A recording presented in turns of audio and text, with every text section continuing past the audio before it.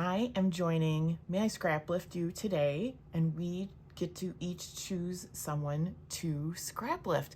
Today, I chose this gorgeous layout by Helen Ding, and she is scrapping with Helen on Instagram and Helen Ding on YouTube. And I will have her channels and everything listed below. And what I really liked about this was, well, several things, or everything about it, but it's got 3 photos. It's got the 3x4 photos going down, so I have my photos, and then it's got this mixed media, which I'm gonna work at, and I'm totally excited to try this out. So, and then the other thing is the stamping over the mixed media. So this is just like the perfect inspiration. Now, it looks like it's, you know, she had it where it's even dripping. I don't know if I'm gonna get that dripping, but we're gonna see how it looks. I'm gonna try the packaging technique, and I'm very excited to use some stamps to get this, the mixed media look down the sides. So I've got a couple things over here. I've recently found, and don't laugh, I've recently found Tim Holtz Stampers Anonymous, which has been around forever, right? I don't know if, you know, these, I don't promote Amazon, but this is where I found these on. So, and if you need a link, let me know, I will get you one. But these are beautiful background stamps, and I have not even used them yet, and I just got them. So here we've got this crosshatch one, which is going to be good. And then I also went into my stamping stash, say that 5 times fast, and found these. These will work too. So I don't know if I'm going to use one or all or a couple. So there's that. That's from Amazon as well. And then I recently got, and this was probably from, I'm guessing, a cherry on top. I'm not positive, but you know, when you go looking for things and you're getting some scrapbook stuff, and there's maybe just something on clearance that you can throw in your cart, that was this. So it is Creative Expression Stamps by Andy Skinner. It's coffee print. It's a pre-cut mounted rubber stamp set, and I've got to tell you, this is the first one I've seen like this. Again, don't laugh because I'm behind the times, but it is where you just pull this off, and it says just put on onto your block, and don't pay attention to my block, that's all grubby, but, and there you go. Ta-da! So I'm definitely using that. It's just fun. You can see here from the packaging, it's like newsprint, it's a circle ring, it's numbers. I really like that. So I'm gonna use that. And then the last thing, although you might see me pull in other things, is this. It's called Tiny Text, and it's all these cute little words. So I saw Helen had some words on hers as well. So, and I really loved Blessed is the Curious. So I got to tell you about the pictures now. So I don't think I have talked about it yet, but recently, like a week or 2 ago, my daughter, my middle, Meredith, and I joined our youth from our church and got to go down to Atlanta, Georgia, to do some mission work. And then we went down to Florida where there was a big youth convention. So very exciting time. We had so much fun. Totally tired. I am finally now recovered, but I would totally do it again. It was a blast. So we have some pictures of our travels. Here's us in the bus. This was in Kentucky, and here in Tennessee we made a stop. So we got our picture in front of the sign, and then we did get a whole group photo in front of the sign. And I just wanted to cover their faces because I don't have permission to share, but there's me and Meredith in the group. And for the mixed media, I'm going to try these things. Not confident in how they're going to work, but I'm going to give it a try. If it doesn't work, I have other things I can be using. So first I have Distress Oxide Mermaid Lagoon, and then this is Delusion's Shimmer Spray, and it's red. Let me see if I can see the tiny print. Oh, and I should know these things. And you probably are screaming, yes, this is what it is. I don't see. We're going to call it red. There you go. So I'm going to try these. You know, I don't have a blue to match Meredith, and this isn't all about being matchy-matchy. But then I thought red, and then I have some, I think these are Illustrated Faith. I have little bits and pieces left, and so I just grabbed these out. I'm gonna go into my stash maybe to find just a couple other pieces. She's got a couple clusters. So these were so fun. So I'm helping these to be an inspiration as well. I think it'll go with the vibe of everything going on. So let's get scrapping.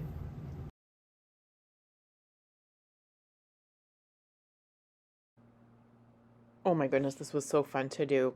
So first I take that red, and it is shimmers, and so it's got that iridescent look, kind of metallic look to it, and it is just so fun. And I start by just taking the sprayer and trying to put it down, and that got old quick because I wasn't getting very much on. But I do try that at first, and I just kind of smush it together. And I could have added water, and sometimes I do that, but I didn't. And this paper I am using is just regular cardstock, so it really soaks up that ink. And then you can see that I sprayed it the second time, which it just worked a lot better. On accident, you get a fine mist, because I'm doing it right over my white paper, this super fine mist, which is really cool too. So I do that, and I go for the blue. And, you know, mixed media, you're not sure if you've done too much or not enough. And I think I'm finally getting to the point where I'm less careful, if that makes sense. And I can just do things and go for it and see how it works. So that's how I did with this. You can see I'm taking my pictures just to say, I wonder if that's enough or too much or what have you. So I get quite a bit of blue down. And I'm not getting those drips. I didn't use any water. I didn't use any gesso. I'm not getting those drips that Helen had, but that's okay. I really like the way this turns out. So again, lay them down, and then I'm going to take this stencil, and I have different kind of texture pastes. This is a Vicky Bouton one that I got from Peachy Cheap in a set, and I was worried I didn't have anything like dark. I was hoping for black. I don't have any black paste, and I have this, and I have more of a shiny gold, and this was perfect. And I don't know if it's more of a antique gold, but it's not the shiny, it's darker, and it just turned out perfectly. I am super excited. And there's not a lot there. Once the photos go down, you don't see it a lot, but it's just enough to know that it is there. And I do clean up my stencil right away, because that stencil, the texture paste can get on a stencil and kind of wreck it. So I did go ahead and wash that up right away. I put my photos back down to, again, play with them, go, maybe I didn't use enough, but it's okay. Scoot them around and it'll be just fine. Don't worry. I got my Stays Out ink. Now everything is completely dry, and I could have used, I have Catherine Pooler black ink that is super juicy. That probably would have worked better. But it is okay. The Stays On worked just fine. You'll see me kind of seasoning the stamp on my arm. They're new stamps that I haven't used before, so you just want to get some of that, whatever is on there from the manufacturer, off. So, and then I did give it a practice stamp just to make sure, and then thinking back, it's like, this is mixed media, it doesn't matter if it's perfect, but there we go. I lay one down and I ink it up again. By doing it upside down, you really can see that you've got good coverage on the stamp, and so that's why I did that with a large stamp like that. There I stamped down another, and it's not lined up perfect. Again, this is mixed media, but also there's stuff going on there, so I'm not too worried. And I didn't want the exact same on the other side, so I did pull off one of those skinnier kind of screen looking stamps, and I'm going to use this one on the kind of on the top there. And I think my stamp was shaking my camera, so sorry about that. So I'll ink that. Now this side, you're not going to see these stamped images as well, but that's okay. And again, I don't want both sides looking exactly the same. So here is a different one. So I thought, I'll just season that up and then ink it up and then see how this looks on lower on this side, and I just kind of overlap and it works well. Please check out Helen's links below. She's a very talented scrapbooker that you will love to see her videos. Go and give her some love, and then also check out the list of everyone that's playing along with May I Scraplift You. So here is that stamp that I showed you, and on Helen's layout it looks like she just kind of did those circles or those flowers. She had flowers on the right side, so that's what I stuck with. I did stamp these just kind of randomly, making sure that I was turning the stamp because I didn't want the exact same image look of it. So just by turning it, because the photos are going to overlap some of it, it's going to look very different each time. And that's what I was going for.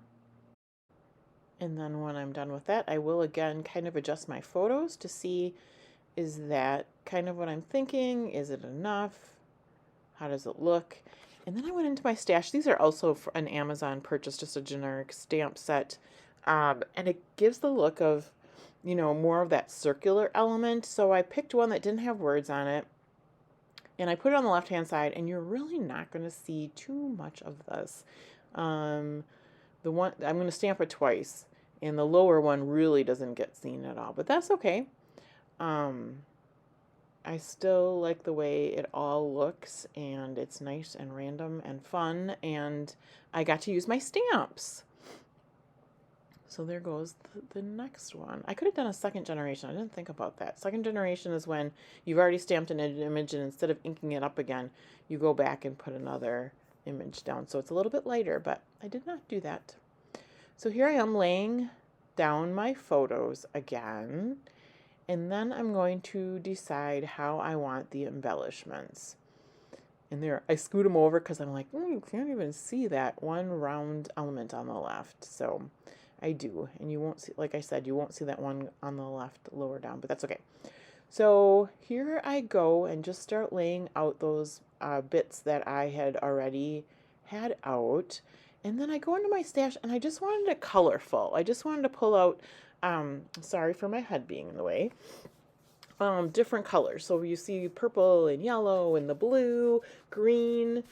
And then I go and find the Simple Stories bunch of stickers, and it's a game night stickers, but I grab a couple of the arrows out because I've already got those arrows from the other embellishments. So, and then I think, ooh, this colorful title that says "Go" is perfect to the start of our trip and being in the bus. And there I'm just checking to make sure I didn't miss any more stickers.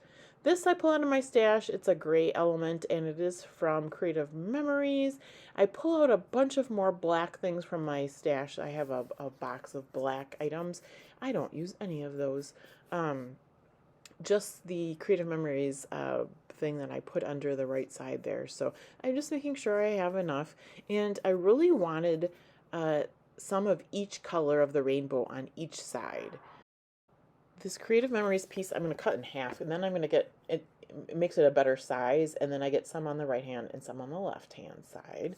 So just a little bit of interest to the eye.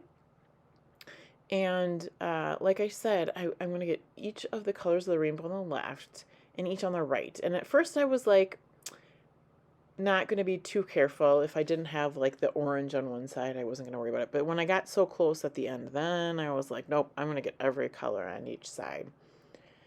So this represents the purple and the yellow, but I think I end up getting another piece of purple over there as well. And probably another piece of yellow over there as well, actually, as well.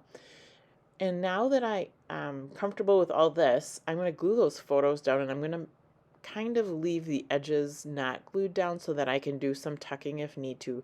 You will see me that I need to kind of not rip it up, but bend it up a little bit where it was glued down because I'm trying to get more pieces under. But I really enjoy sketches to work from. It gives you a creative place to start, but I feel like I learned so much by doing scrapbook lifts. So thank you so much to Helen for allowing me to lift you.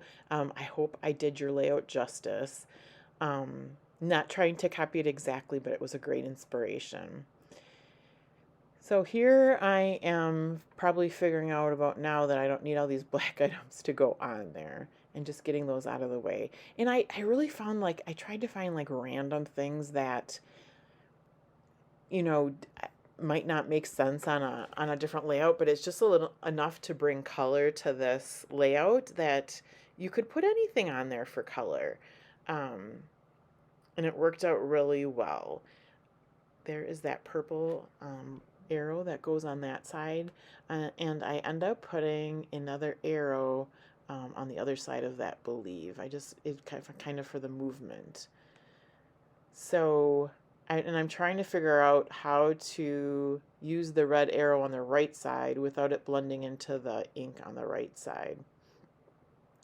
So I really like those arrows. Arrows work for any situation, and especially for traveling. So very glad to have all those arrows. I do have arrow punches, which I did not even have to get out, because I found all these things in my stash. So here's just a random blue circle that matches the other side really good as far as color.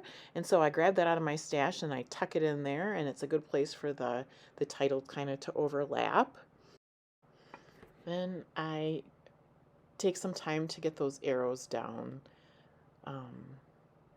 And I put some dimensional tape on the back of that one as well to give it a little bit of lift. But that's a good spot where there's no red to put that one. And then I've got the orange one down below, and then I want to make sure I get purple in. So, and then it's missing yellow. So I have another yellow heart that once I put it on top of the purple label, it makes the purple label sit in there better.